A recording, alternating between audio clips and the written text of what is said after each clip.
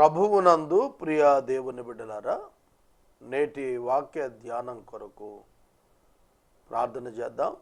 సహకారం ఇచ్చిన కుటుంబం కామవరపుకోట పాతూరు గ్రామ నివాసితులు ఒక విశ్వాసి గారి కుటుంబం సహకారాన్ని ఇస్తున్నారు.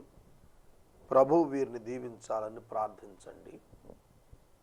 ప్రతి మాసం 1 లేదా 2 ఎపిసోడ్స్ ఈ దంపతులు పంపిస్తున్నారు. ప్రభువు వీరిని దీవించాలని ప్రార్థించండి. వందలాది టెలివిజన్ కార్యక్రమాల్లో యేసే పరిష్కారం కొనసాగటం ఆశ్చర్యమే. అనుదినము కొనసాగుతూ 15 సంవత్సరాలుగా బైబిల్ గ్రంథాన్ని 2 సార్లు పూర్తి చేసుకొని 3వ పర్యాయం ఇర్మియా గ్రంథంలో ఉండటం మహాకృప. డిసెంబర్ 10వ తేదీ నాటికి 5000 ఎపిసోడ్స్ పూర్తవుతాయి. డిసెంబర్ 12వ తారీఖున కృతజ్ఞతా కూడిక ఏర్పాటు చేసుకుంటాం. నమ్మకమైన ఈ సహోదరుల వంటి వారు కొద్దిమంది నిలిచి ఈ పరిచర్యను ముందుకు తీసుకెళ్తున్నారు. ప్రభువు వీరిని దీవించునుగాక. ప్రార్థన చేసుకుందాం. మమ్మను మిక్కిలిగా ప్రేమిస్తున్న మా ప్రభు వందనాలు. మీ దాసులు పాతూరు గ్రామ నివాసితులు ఈ కుటుంబాన్ని దీవించండి. సహాయం చేశారు, మీ కృప చూపండి. వారి బిడ్డలను ఆశీర్వదించండి. ఈ సమయంలో ఇర్మియా గ్రంథ ధ్యానాలు అర్థం చేసుకునే కృపనివ్వండి. యేసు నామమున వేడుతున్నాము తండ్రి, ఆమెన్. ప్రభువునందు ప్రియా దేవుని బిడ్డలారా, దయచేసి మీ పరిశుద్ధ బైబిల్ గ్రంథాన్ని తెరవండి. ఇర్మియా గ్రంథం 49వ అధ్యాయం మీ ముందుంచుకోనండి. ఇంకా 4 అధ్యాయాలు పూర్తయితే ఇర్మియా గ్రంథం పూర్తవుతుంది. పాత నిబంధనలోని ప్రవక్తల గ్రంథాల్లో పాపాన్ని ఖండిస్తూ దేవుని మాట వినమని చెప్పిన ప్రధాన గ్రంథం ఇది. దీని యందు యూదా జనాంగం బబులోనుకు వెళ్లాల్సిన తీర్పును గూర్చి దేవుడు వివరిస్తూ, చివరి 5 రాజులు ఎలాగున బబులోను రాజైన నెబుకద్నెజరునొద్దకు పోవాలో తెలియపరచబడింది. దానిని వారు వ్యతిరేకించారు. ఆ కారణం చేత యెరూషలేము నగరం పడగొట్టబడింది. జనులు చంపబడ్డారు. జనులు చెరకు తీసుకొని పోబడ్డారు. అంతేకాదు, క్రీస్తు పూర్వము 500 నుండి 600 వరకు అన్య దేశములుగా పేరుగాంచిన వారికి ఏ విధమైనటువంటి పరిస్థితులు వచ్చాయి అనేది ఇందులో మనకు తెలియచేశాడు. చివరి అధ్యాయాలన్నీ కూడా అవే. 49వ అధ్యాయములో మనము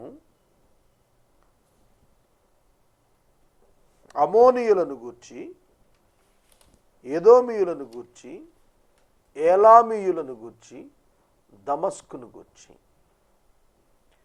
వారి యొక్క పతనాలను గూర్చి, వాటి కారణాలను గూర్చి తెలుసుకుంటాము. ఒక రాజ్యం పతనం అవటం, ఒక జీవితం పతనం అవటం, రెండిటికీ కారణాలు ఒకటే. ఒక దేశం పతనం అవటానికి, ఒక మనిషి పతనం అవటానికి సిమిలర్ రీజన్స్ ఉంటాయి. ఒకే రకమైన కారణాలు ఉంటాయి. దేశంలో ఒక మనిషి పాడైపోతే, అలాంటి పాడైన పతన స్థితి దేశం అంతా ప్రాకితే దేశం కుప్పకూలిపోతుంది. Very simple. కాబట్టి origin of sin, consequences of sin, ఇవన్నీ కూడాను ఒక వ్యక్తికైనా ఒక రాజ్యానికైనా ఒక విధమైనవే. ఎప్పుడైతే దేశం భ్రష్టత్వానికి వెళుతుందో, అంటే దేశ నివాసులందరిలో కూడాను ఆధ్యాత్మికత సన్నగిల్లి, నీతి సత్యము విడిచి అక్రమాన్ని ఎంచుకొని దేవుని విడిచి విగ్రహాన్ని ఆశ్రయించిన వారు పాత నిబంధన గ్రంథంలో అన్యజనులుగా ఉండి ఎట్లా పతనమయ్యారో చెబుతూ వచ్చాడు. రాజ్యాలు ఎలా కూలిపోతూ వచ్చాయి, దేవుడు వాటికి ఎట్లా తీర్పులు తీరుస్తూ వచ్చాడు, ఆ పర్టిక్యులర్ పీరియడ్లో ఏం జరుగుతోందనేది చెప్పాడు. చదువుకుందాం. అమోనీయులను గూర్చి యెహోవా ఇలాగు సెలవిస్తున్నాడు. అమ్మోనీయులు, మోయాబు, అమ్మోను ఇద్దరు అన్నదమ్ములు. లోతుకు ఇద్దరు కుమార్తెలు. లోతు సొదొమ గొమొరాల నుండి తిరిగి వచ్చేశాడు. వచ్చినప్పుడు పర్వతం మీద నివాసం ఉండటానికి అతడు వెళ్ళాడు.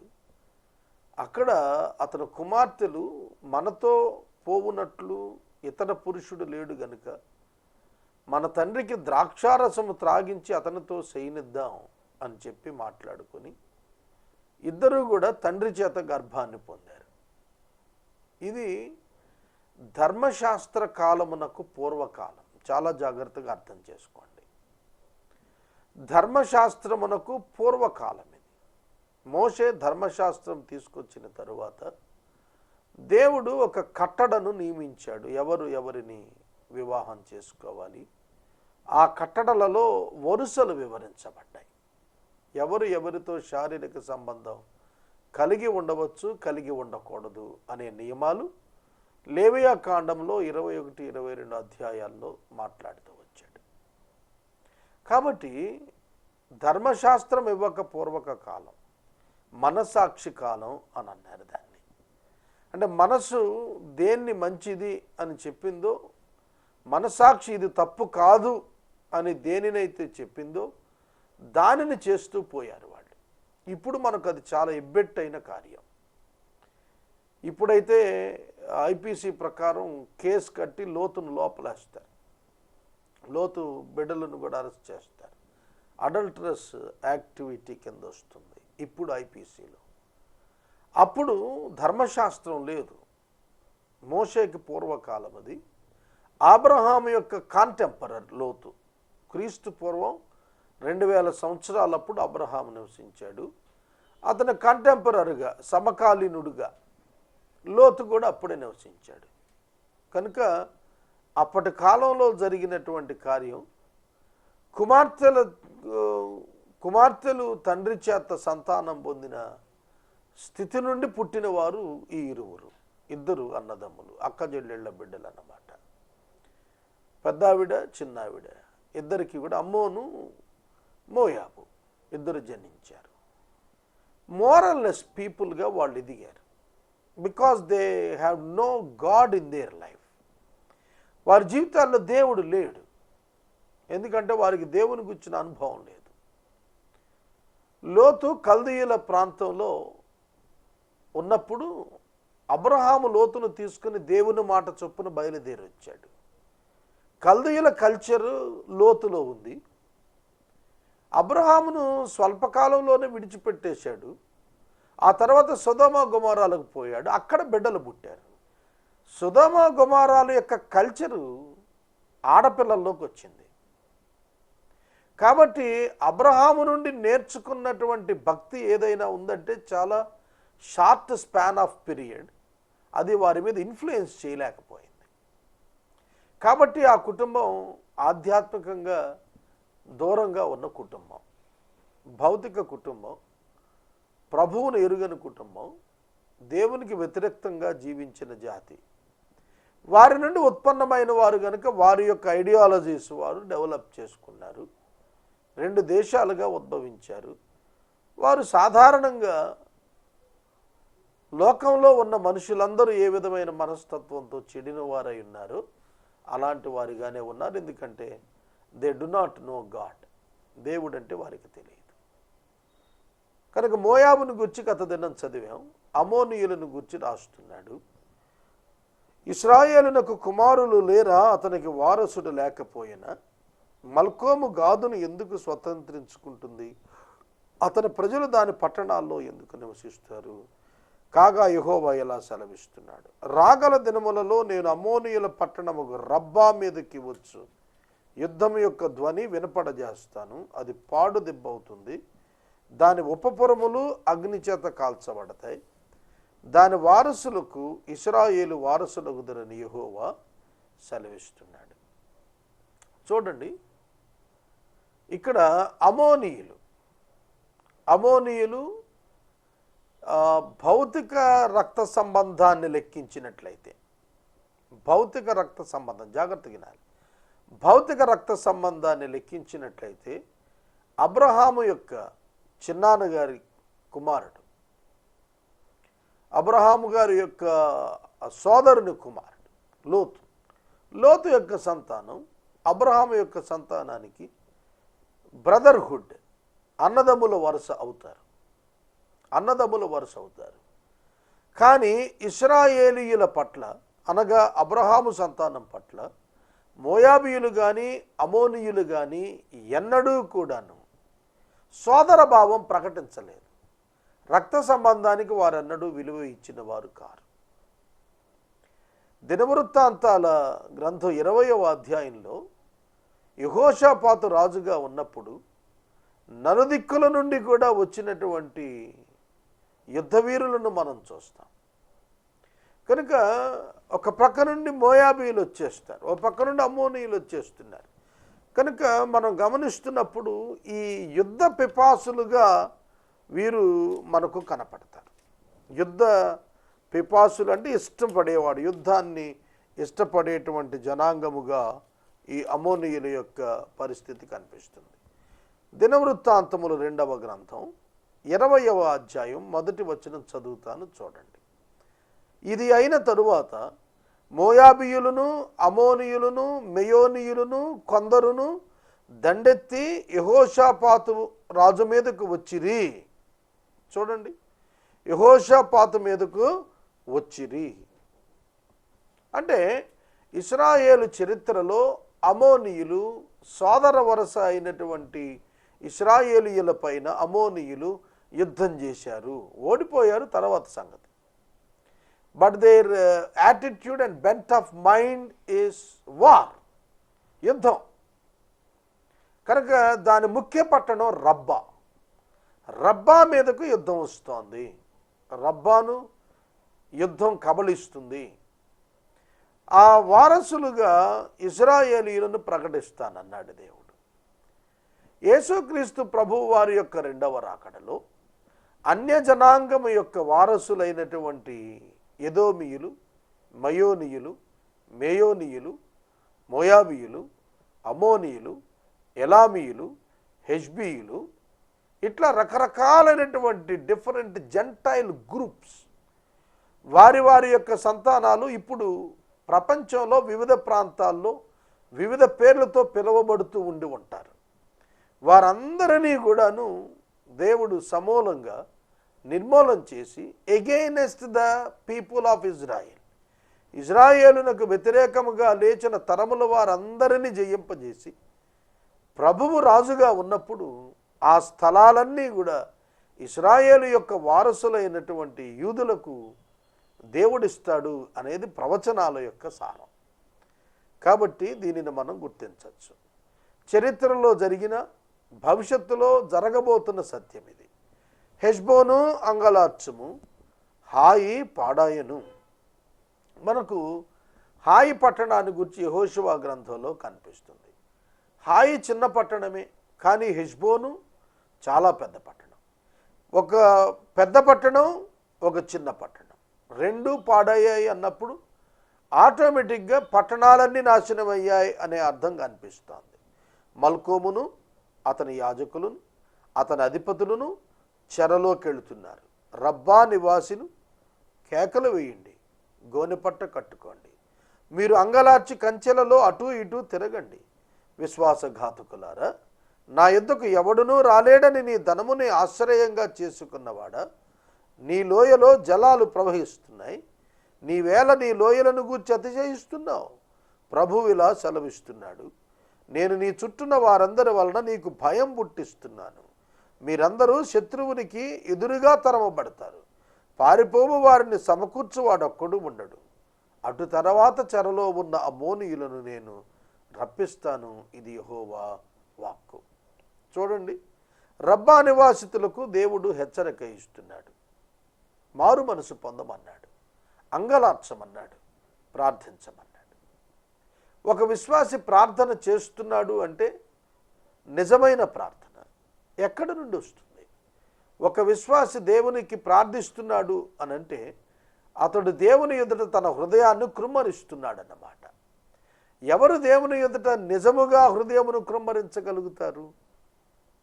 ప్రభువుతో సంబంధం ఉన్నవారు, ప్రభువుతో సహవాసం ఉన్నవారు.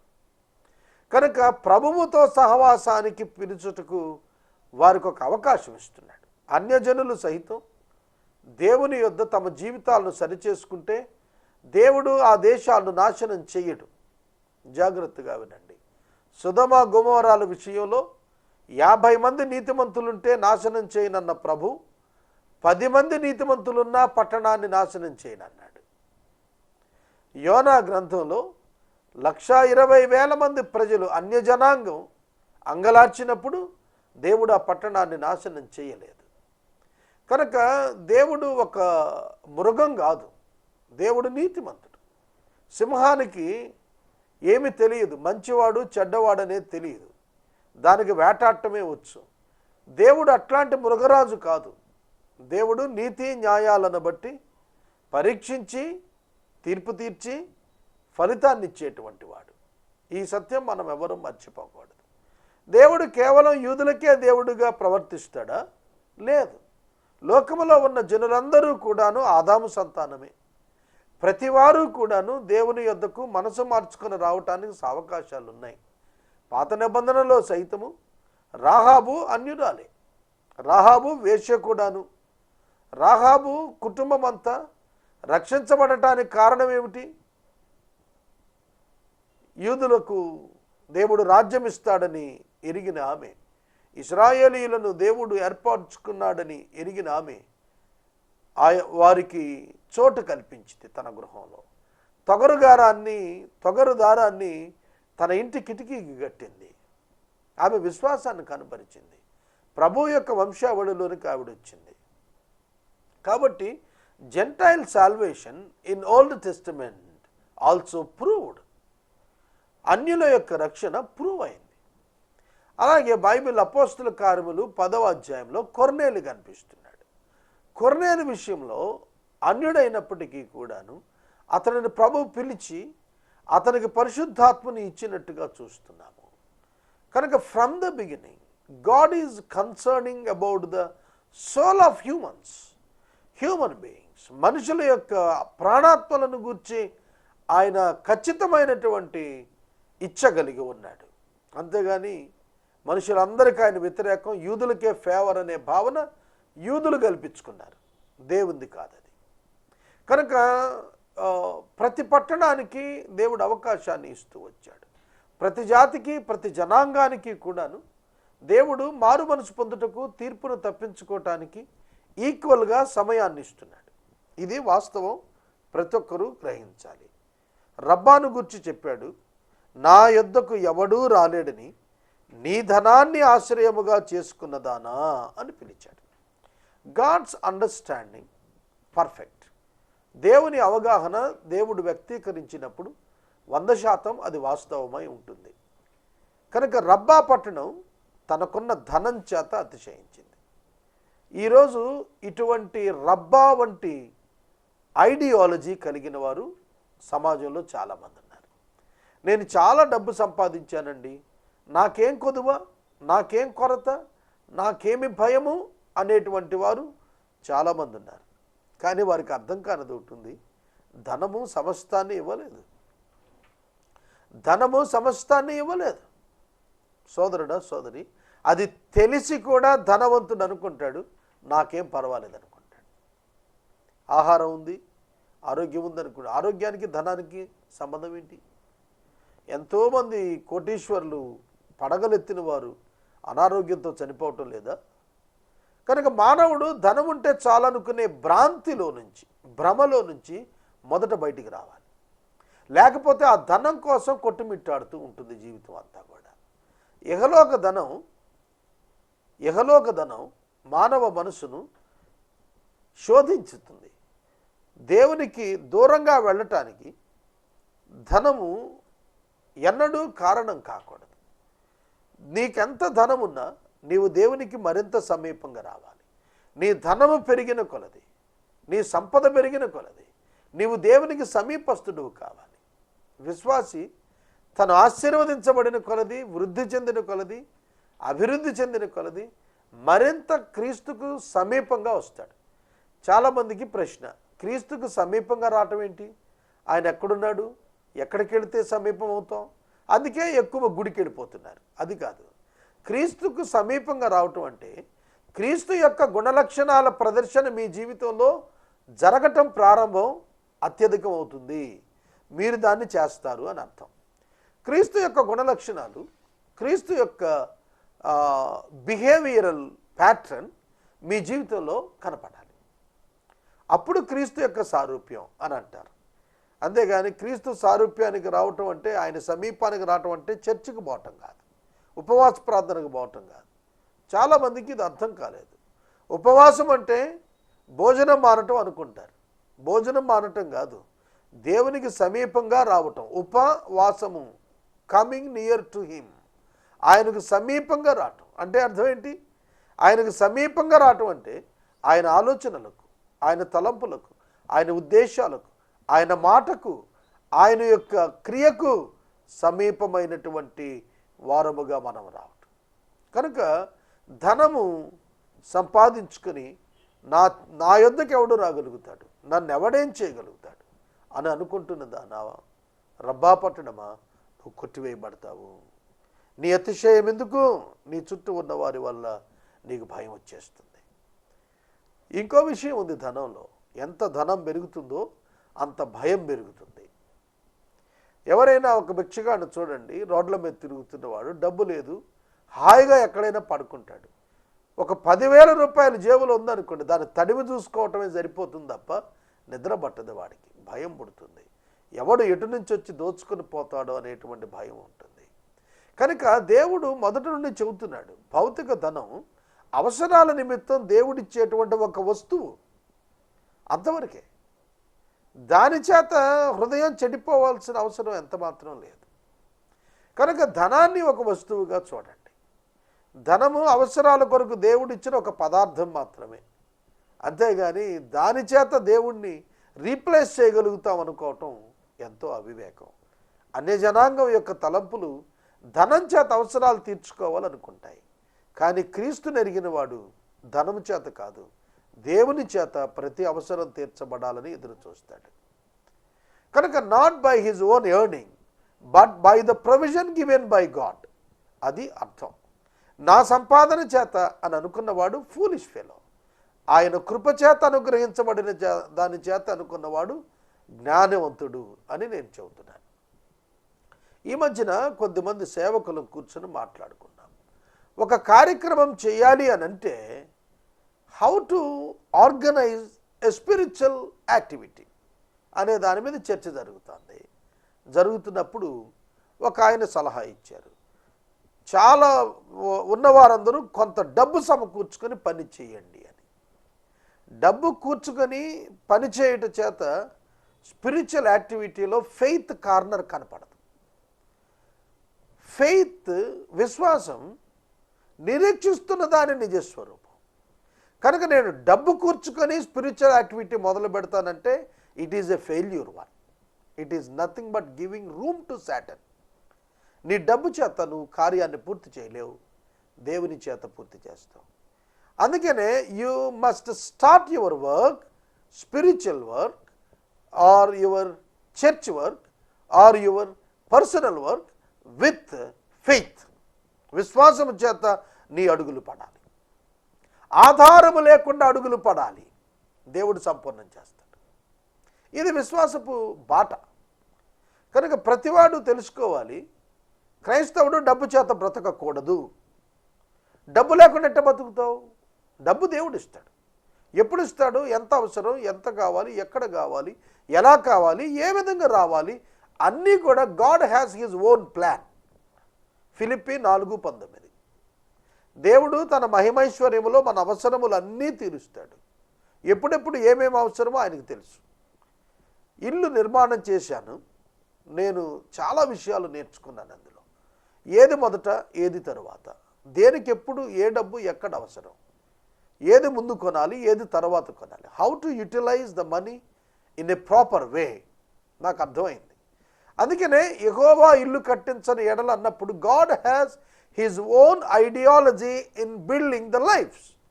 జీవితాలను కడుతున్నప్పుడు డబ్బుకు ఎక్కడెక్కడ ప్రాధాన్యత, ఏది ముందు ఏది తర్వాత, ఎప్పుడు ఎంత ఇవ్వాలి, ఇవన్నీ కూడాను గాడ్ విల్ టేక్ కేర్.